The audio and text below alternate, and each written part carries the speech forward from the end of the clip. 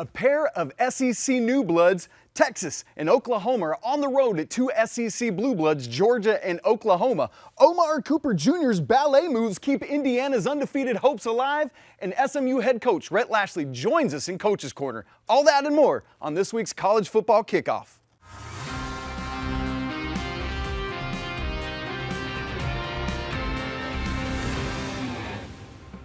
Welcome back to Fire TV's College Football Kickoff. I'm Isaac Shade, host of Locked On Tar Heels. I'm in today for Drake Toll, and we're coming in hot from the heart of college football country in Texas. On set with me today, two legends, 20-time Coach of the Year, Coach Gary Patterson, and former Tar Heel and Dallas Cowboy, Mr. Jesse Holley. And every week throughout the season, we are right here breaking down the matchups, the moments, and the madness with expert analysis from across the nation. Look for new episodes every Thursday on your Fire TV and Echo Show devices. This is your all-access pass to the weekend ahead in college football. Let's kick it off. Gentlemen, I just said it in the cold open. Jesse Holley, that Omar Cooper catch to save Indiana's undefeated season was something crazy. You, Mr. NFL wide receiver, how difficult was that catch? It's a 10. It's a 10.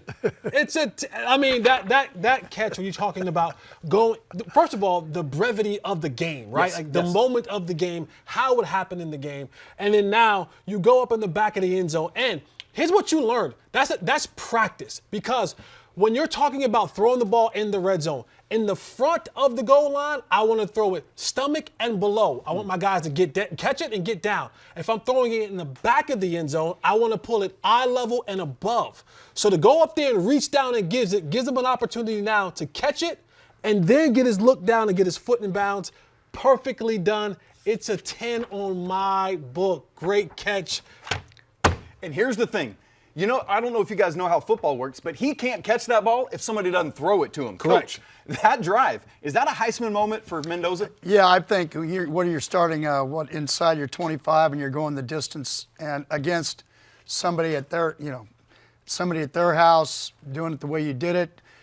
First year, Indiana had never beaten Penn State there in Happy Valley. So, I'd have to say that he gained a lot of kudos from a lot of people across the country. Great stuff. Penn State desperate for some dubs. Well, all of that's going to take us into this week's Rankings Report. Where those same Indiana Hoosiers remain as one of the three undefeated teams right there at the top. Boom, boom, boom. Crazy, crazy stuff. Into the new CFP poll, USF and idle Cincinnati just slid right on in on the back end. Mizzou and Washington, they are now out. The top five remain unchanged. Ohio State, Indiana, A&M, those three undefeated teams, followed by Bama and Georgia. We about to talk about them, boys.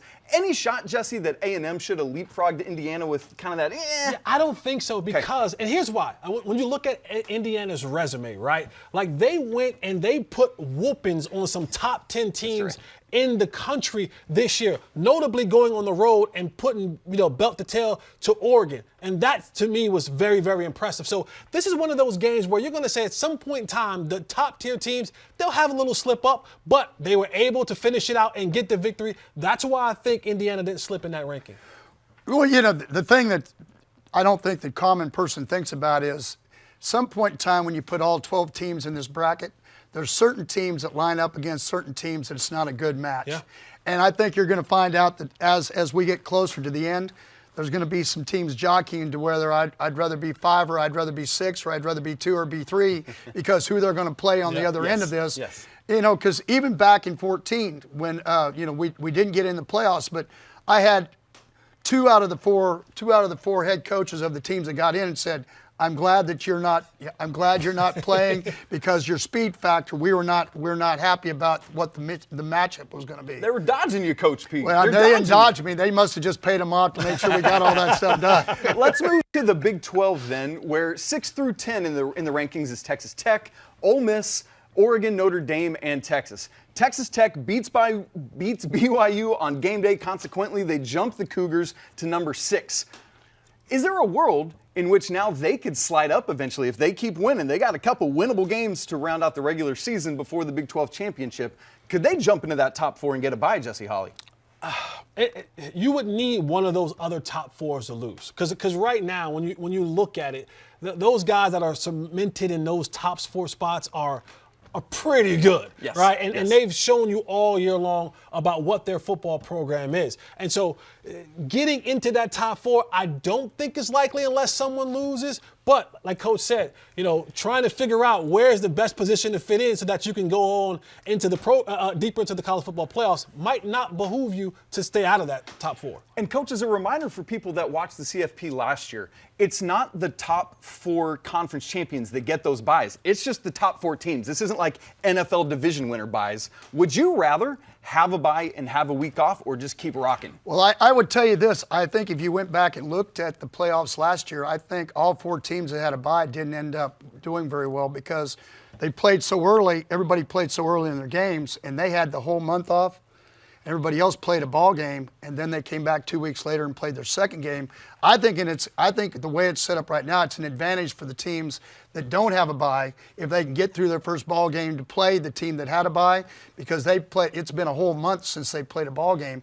But if you go back and look, all the teams that had, I don't think either of the teams that ended up in the national championship game had a bye in the series. So. Jesse Holley, your ACC. Yes. I apologize for what I'm about to say, is an unmitigated dumpster fire. Both Louisville and Virginia lose at home last week. So now Miami is number 15, and so they're showing up in the bracket as like the ACC champion, but they're not even going to play in the ACC championship game. Explain this to me. It's unexplainable. And if we're not, no, seriously, if we're not careful, ACC, if we're not careful, we can mess around and not get anybody in. Because even if let's say for an example, because Duke right now, who is 5-4, if they get to and win the ACC championship, you may start looking at maybe we take two of the group of five teams instead of taking a team from the AC because of the record and stuff like that. So we're in some unprecedented times right now in the ACC. We're keeping our fingers crossed to make sure that one of the teams that gets to the ACC championship and wins it gets into the college football playoffs. Well, again, I think we talked about this before we're on the set. It's not a show. It's about you play it in. That's what the NFL is. This is what your record is. This is what you do. This is where you get put. And I think that's what the good football fan wants to see. They want to see people that earn the right by the end of the season. And and I think that's what the committee needs to think about. They need to think about, hey, look, we don't care what their name is. We don't care how many T-shirts. We don't care anything about that. As when I turn on the film, which is what I said as a coach forever, when I turn on the film of the top 12 teams, are these the best top 12 teams that we can put in the playoff to give us the best product going forward? Because that's really all the college. Now, the ones that get left out, they're going to be upset. Yeah. But to be honest with you, probably somewhere along the line they screwed up, they slipped up, whatever happened to them. But it really comes down to who's playing the best. And we always said it's not about in October, it's about November. Who's playing the best when we get to the end of November? And that's the 12 teams you want, just like the 64-team tournament in basketball. That's right. Who's playing the best when you get to that point? And so here's the thing, back to Jesse's point very quickly, and then we'll move on. For two group of five schools to jump an ACC school in the ACC to get nobody, we'd have to have two group of five teams above the conference champion, two group of five champions, by the way, above the ACC champ for that to happen. Right now, that team is South Florida. They slide into the top 25. Lurking, though, we've got Tulane, we've got North Texas, James Madison. Memphis falls out after their loss. What's crazy to think about? There's a world in which we could have four Texas teams in this bracket. A&M, Texas Tech, Texas, and North Texas. That is a viable possibility, and it's bonkers as we sit here in the heart of Dallas. Coach's top five is the exact same as the college football top five. I want to let you guys know that coming up in just a second, we're going to have SMU head coach, speaking of Texas teams, Rhett Lashley joins us on this week's Coach's Corner. That's going to be great, but before we get to all of that, let me take us to this week's Game of the Week.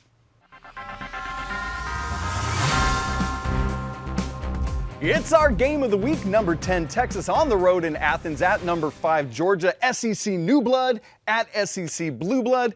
And we are joined today by the host of Locked On Longhorns, Mr. Brad Kellner, and the host of Locked On Bulldogs, Mr. Clint Shamblin. And fellas, I'm going to need your help today because my wife is a Longhorn and my mom is a Bulldog, and I'm trying to keep the peace in the Shade family. So let me ask you first, Brad. Last year, the Fightin' McConaughey's had 2 losses to the Bulldogs, one in that epic SEC championship game. Trying to make that not happen again, how does it come to be?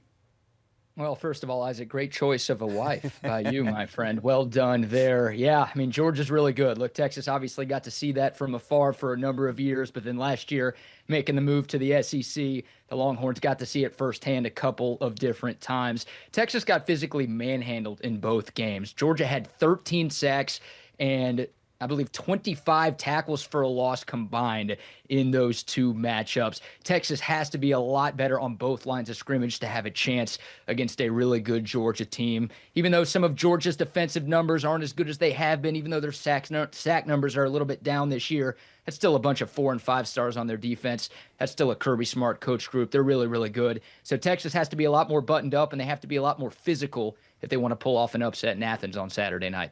And Clint, that's where I want to go. It's a revenge-minded, coming off a bye week Texas team. And I want to talk about your offense against their defense in a second. But this is a Georgia defense that I just heard you say on Locked On Bulldogs the other day. Cold, hard facts is better than the Texas defense. Make your case. The last month in particular, if you look at Georgia, the number of freshmen, sophomore, redshirt freshmen on the snap count is insane right now. We've lost a lot of seniors and juniors. The guys that are young pups are coming up in reps. And as the season has gone on, Glenn Schumann has learned pressure people is best. Don't sit back and cushion in zone. And they're getting to the quarterback at a higher success last 2 games, notably, as well as you look at the third down stoppage, red zone stoppage, and defensive success rate, all higher than Texas this last month. Georgia, early on in the season, lost. Not an identity on defense. Recently, the young guys are getting the snaps. Kirby and Glenn are figuring it out. And now this defense is humming along. You had your shot at the king. You didn't take it from Kirby, and now he's got his guys back on defense. Brad, let's flip back to the other side of the ball, where the Texas run D is second in the nation, allowing just 78.7 yards a game. But this Georgia offense, man, is averaging close to 200 rushing yards per game, 24th in the nation. How do the Longhorns go about slowing that down? Yeah, it's a huge matchup within this game, right? And there are a number of huge matchups that are going to determine what happens on Saturday. But the Longhorns have obviously been a really good run defense for the last 3 years. You know, in the 2 matchups against Georgia, not great performances by Texas. They have to be better. Obviously, the Bulldogs went for over 300 against Mississippi State. It feels like they've found something. Nate Frazier, Chauncey Bowens, heck, Gunnar Stockton is really good at running the football as well. So they've got a number of different ways to beat you. But the good news for Texas on the defensive side, they're healthy. You know, Michael Taft, the All-American safety, missed the last couple of games. He's back this Saturday. Jelani McDonald, the other starting safety, he's back after a concussion. Texas has been banged up on defense. They're getting guys back. Obviously, the Longhorns did not play a week ago. So the hope is with the extra rest and with getting some guys back, that can help the Longhorn defense both against the run and against the pass play a little bit better than they have in recent weeks. Clint, along a similar lines, man, Nate Frazier, Chauncey Bowens, they're pacing this thing. Brad mentioned Gunnar Stockton himself, third on this team in rushing. Last week, 181 rushing yards for Mr. Frazier. My question to you is, do we need to ship an allotment of cowbells to Sanford Stadium for Saturday, or what do we need to do here?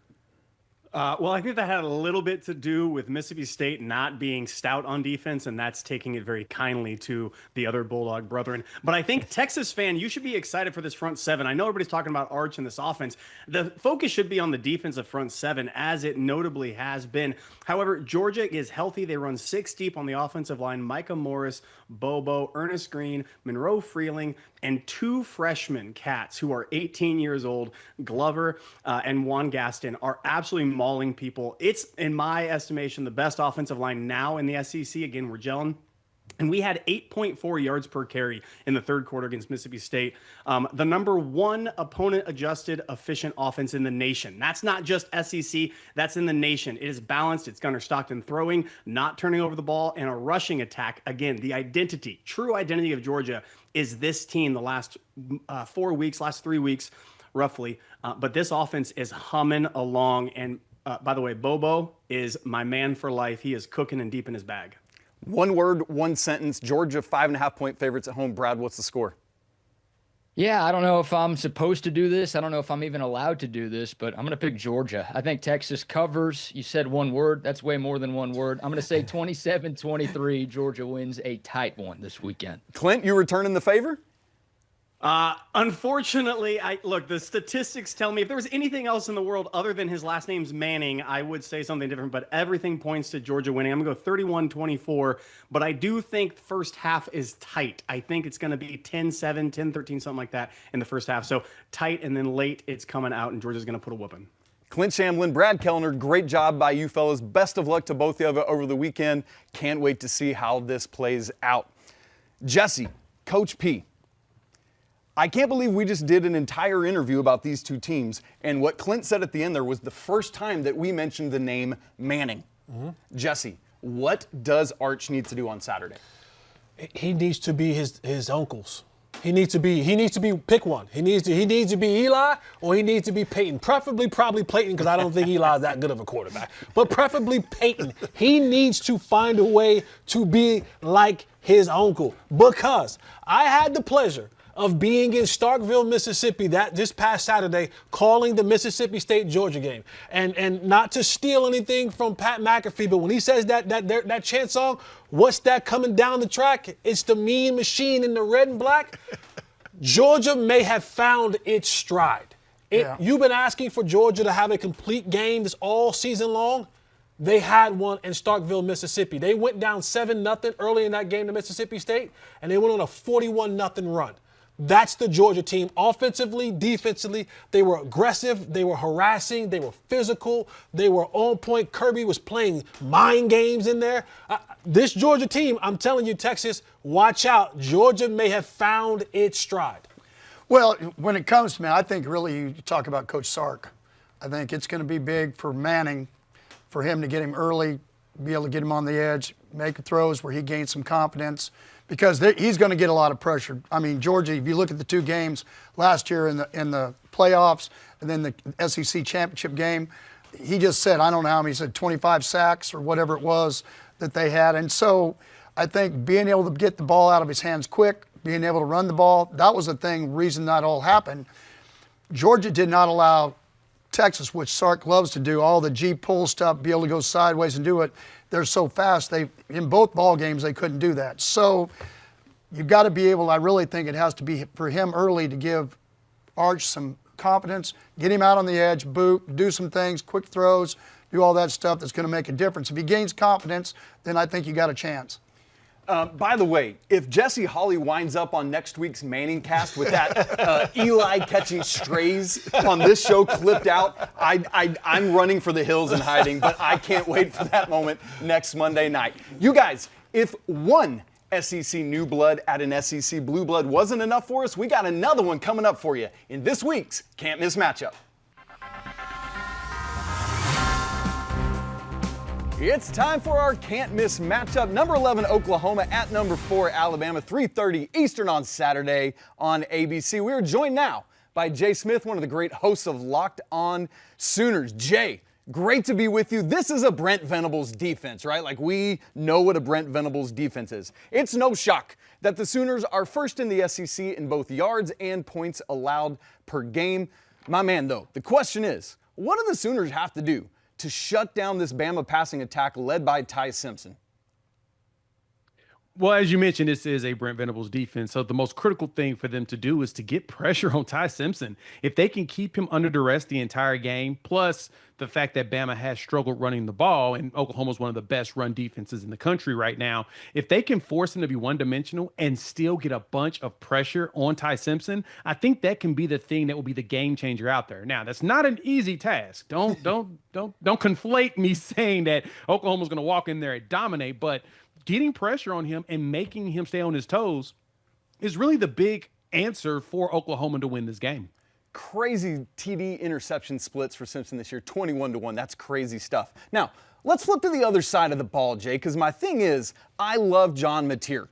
and man, was having a phenomenal year. Unfortunately had that injury. The Sooners are 2-2 since, and he's not thrown for more than 225 yards since. So what I want to know is, what does John Mateer have to do? Do we mix it up a little bit on the ground? His legs can do some work too. How does he make this happen?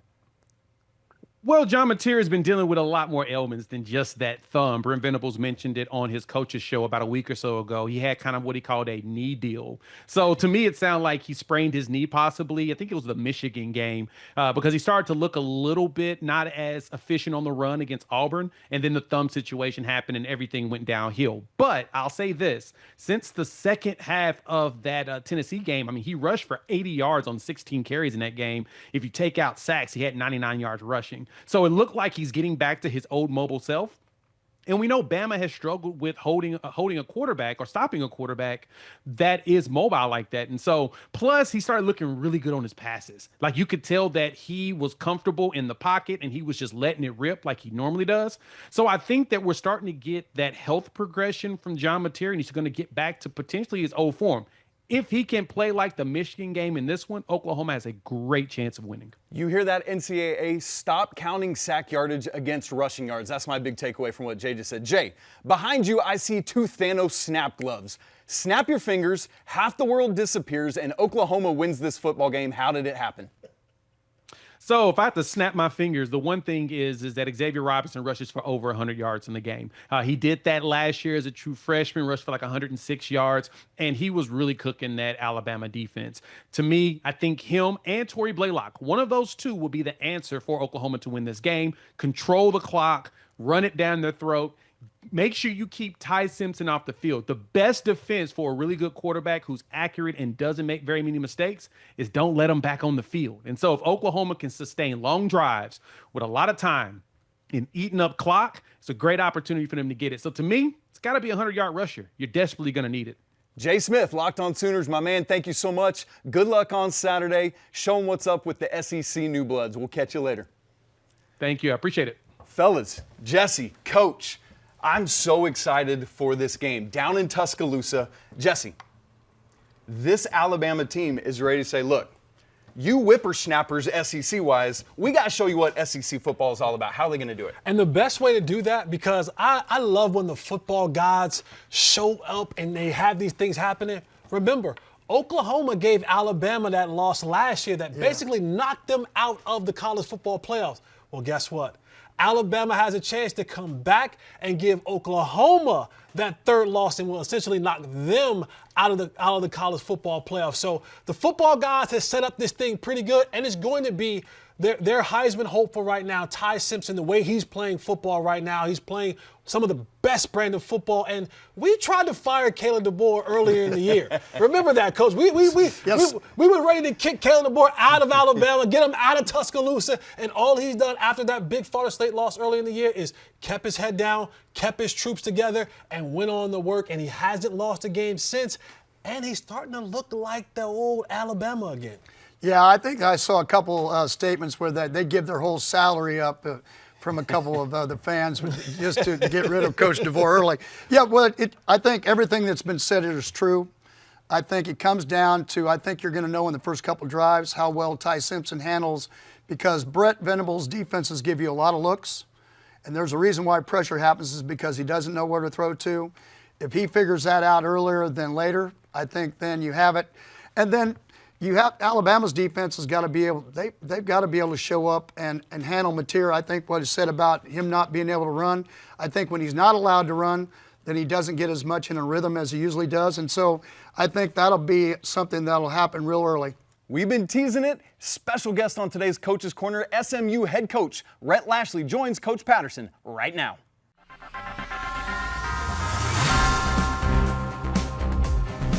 Coach Lashley, how are you, my friend? Doing good, Coach. How are you? I'll tell you what, new contract, 5-1 in league. Got a chance to control your own destiny, be the second time getting in the playoffs. If you guys pull that off, I mean, we just really appreciate you coming on. Nobody's more deserving. I was so excited to see that you signed back up with SMU, stayed there. So how are you doing? You got an off week, getting ready. How's everything at SMU? Hey, Coach, always good to be with you. I mean, I'm doing good. As you know, there's really no off weeks, these bye weeks. We're trying to rest and recharge. We needed it physically, and as a head coach, man, when someone thinks you have an off week, they try to load your schedule up. But, things are good. We have a brand new team this year. We lost 9 starters off last year's defense. Half our roster's new. But we felt like we could keep getting better and better as the season went on, and we did. We were 2-2 in the non-conference, but we've gone 5-1 since. We're playing much better.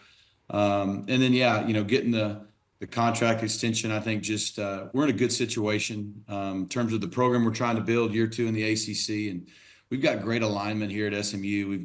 We're all in on winning and being the best we can be at football to help our university. And so, to have an administration and a board that believes in what we're building and the vision we have and wants us to continue that means a lot. SMU chose us for the first opportunity for me to be a head coach. That means something to me. And, I just look at it like if we're going to go out and we're going to try to retain our roster nowadays and sign a top 25 recruiting class this year like we have right now and go out into the transfer portal and ask guys to come buy into the vision, then they needed to know that myself and our staff are bought into the vision as well. And so there's a lot of momentum here. We've got a lot of work to do, but to be in our second year in the ACC and have played in the playoff and with 2 games to go in the season, be in contention to get back to the ACC championship game and potentially get in the playoff again, we feel like we're on the right track.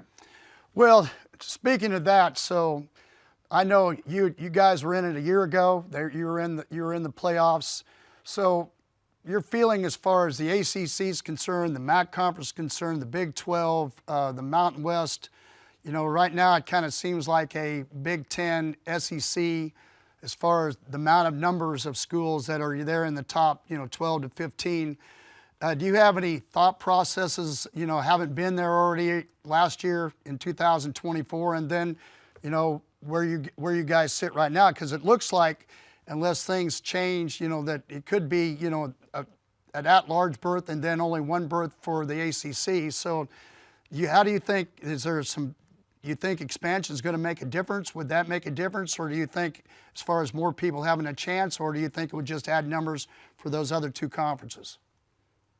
Yeah, I think it would depend on how we expand it. I think, first of all, anything we can do to eliminate a group of people selecting the teams is good, because right now it's just a pageant. We're selecting. People aren't earning the rights to be in like they do in every other major professional sport and other big professional leagues. And so, I think the Big 12 and the ACC have 2 really good leagues with a lot of parity. And right now, both of us are just like last year. We could be 1 bid leagues. We could be 2. We don't know. But all the other leagues are obvious 3 and 4 bid leagues. And I just don't know. We didn't help ourselves in the ACC in the non-conference this year. We were much better last year in the non-conference. It didn't matter. This year we didn't do as well, but Miami did beat Notre Dame, and Florida State, one of the last place teams in our league, did beat Alabama. So, I think we don't have maybe a top-heavy league, but we have a lot of depth. We have a lot of good football teams. And, I think if people wanted to see, the SEC is a fantastic conference. It's arguably the best conference. There's really good teams in that league. But I think if people wanted to see all SEC teams, then they would just watch the SEC regular season, right? Because that's what they do all year. And so to me, if we can expand in a way that gets to 16 teams, I know there's a big deal from the Big 10 and others out there for 24. 24 may sound like a lot. There's 136 Division I teams. 24 is 11% of 136. I mean, I think the inclusion of 16 to 24 is good as long as there's 4 bids from each league that you earn. And now, if I finish in the top 4 in my league, I'm in. I'm not having to politic. I'm not having to worry about metrics or human error and all the things that we deal with right now. But as it is today, there's a lot of things decided not on the field, and that's no one's fault. It's just because of the way we select it. So I think more is better, more inclusion for other teams, other fan bases. It's good for the game. Like last year, we went to 12 teams. Had we not gone to 12 teams, SMU wouldn't have got in. Arizona State wouldn't have got in. Indiana wouldn't have got in. Look at Indiana. They got in because it was a 12-team playoff. Well, because of what they did, look at what they're doing now. If they weren't in the playoff last year, they wouldn't be probably number 2 in the country this year because they wouldn't have had all that momentum. So I think it proves that more is good if it's done the right way. But if we're just going to open up more teams and still select it, then yeah, it's going to probably go the way it does now. Plus, one of the metrics out there wants to add 2 group of 5 teams. There's some really good group of 5 teams that deserve a shot too. So I hope we expand it, but I hope we do it the right way. Well, that's what we wanted for me. I knew that you'd have great insight of how to do it because you've been part of it. You've also been in other places, and I just appreciate it. I know, as you said, everybody thinks when it's an off week that you guys aren't busy, but we just wanted to make sure we got a chance to brag on you. Really, really appreciated you coming on, the contract extension, what you're doing there. You do it the right way. So we appreciate you coming on, and thanks for doing it, Coach Lashley, and we'll see you later on, Rhett. One thing I should have said earlier, one of the things I leaned on was your wisdom from the summer in a conversation we had when, you to me set a good example for a lot of us when you stayed at TCU all that time and built that program up to where you did. And, having the opportunity to maybe do something like that here at SMU is what excites us. But looking at someone like yourself who, stayed where you were wanted and stayed where you knew you could win and build, that was inspiring. So I appreciate the example you set for a lot of us. Well, thank you. I call you my friend, so thank you very much, and good luck this next week. Thanks, Coach. We'll see you. One of the things that really struck out to me, fellas, about what Coach Lashley said there is, I hope we expand, but I hope we do it the right way. And I think that's critical. He discussed, this is wild that we just have a group of people sitting around picking this thing, and that's who our 12 teams are going to be. That said, Coach P, think back to your days at TCU. If you could have had it the right way, what is that right way? Well, if you would have went back to after and I handled it correctly as far as not getting into the 4, but I said then, that's been now going on 11 years ago, that we needed to go to 12 right away because you had Baylor and TCU, both that were really good football teams that got left out of it. And again, I go back, and I'm sure the playoff group would not like me, but we were 3rd. We win 55-3, and they move us to 6th. And so, but the thing that he talked about was the opportunity. The word I got out of it was opportunity. That SMU wouldn't have had an opportunity. That Indiana wouldn't have had an opportunity. You talk about the teams, and then Indiana's number 2 because of the momentum you get. Well, even SMU, the kind of recruiting classes that you would get, whether it be a MAC school, whether it be a Mountain West school, whether it be a ACC school or a Big 12 school, all of them are going to gain. Or UConn, the lone other independent that's not Notre Dame. So I think that's all I think that's why people, again, I always go back to the 64-team basketball tournament. Who does everybody always cheer for when you get into it? They always, once they see a couple games and there's a Cinderella that won a couple games they weren't supposed to win, and then that becomes the darling of the whole thing. And that's when people start paying a lot of attention. And I think that's what we're right on the cusp. And I do believe that analytics and some of those things have to be part of what the committee does. And I think people would feel a lot better.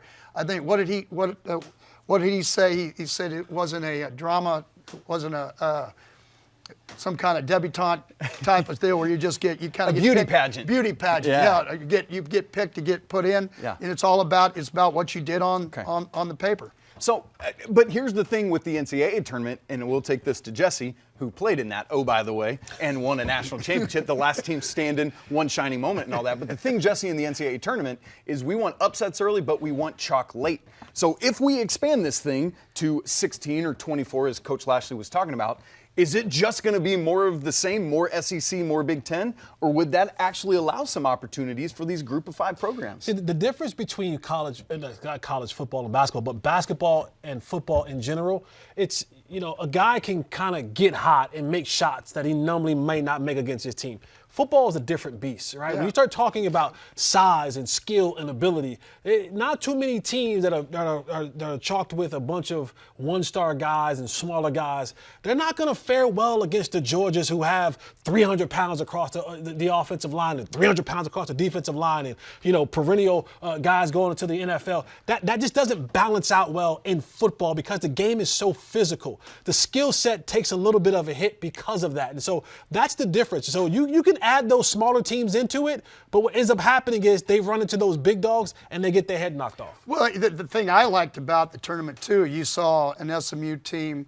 that had to go up to the cold to Penn State, and their speed factor was negated because of the grass and because of the Yeah, it cold and the wind. wasn't just because it was I cold. know- I Coach. know that. It wasn't. It was cold. I was adding to it. Penn I State agree. Penn State was. Well, no, don't worry. Penn State was putting leather on them boys. They went one direction. Yeah, Penn State was moving them boys around, Yeah. and it wasn't pretty. Well, so I think we're all saying it's just more of the same, more of the big guys, and a lot of it, hello, what's up, NIL, we see you in the almighty dollar. And that's why as we get to this week's Lock of the Week, I'm imagining that it's probably not a group of 5 game. We probably got a major conference game coming up. Lee, Sterling, Kevin, what you guys got for us? After a wild week of college football, it's time now for another Lock of the Week. Open it, open it, open it. Lee has the key to the lock of the day. Big game inside the Big Ten coming up Saturday afternoon at the LA Coliseum. USC 5-1 in the Big Ten. They're a 6.5-point favorite against Iowa. Lee, what do you like here with the Trojans and the Hawkeyes?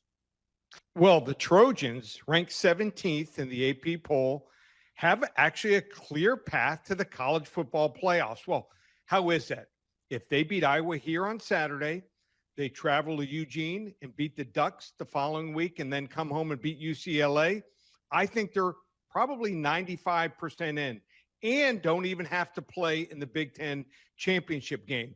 Their quarterback, Jaden Mayava, pretty darn good, 17 touchdown passes and also another 6 more running the football. There's a reason why Miller Moss was shown the door here and he ended up at Louisville. Their top 2 running backs, King Miller and also Wayman Jordan. These 2 guys have combined for over 1,200 yards and average 6.5 and 7.9 yards per carry. Their top 3 receivers averaging between 15 and 17.5 yards per catch. They're explosive, and their defense is averaging almost 3 sacks per game and 1 interception per game. Iowa off a crushing loss last week, last play versus Oregon. They're out of the college football playoff, and USC, get this, 5-0 straight up, 4-1 against the spread at home, except for a rare late touchdown against Michigan State, backdoor touchdown. They'd be 5-0 against the spread. Sometimes you got to lay if you want to play it here.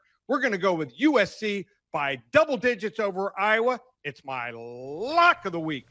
Lee's laying it and playing it with the Trojans. I ain't trying to mess with that, but you know what? That's going to send us right in to our playoff playbook.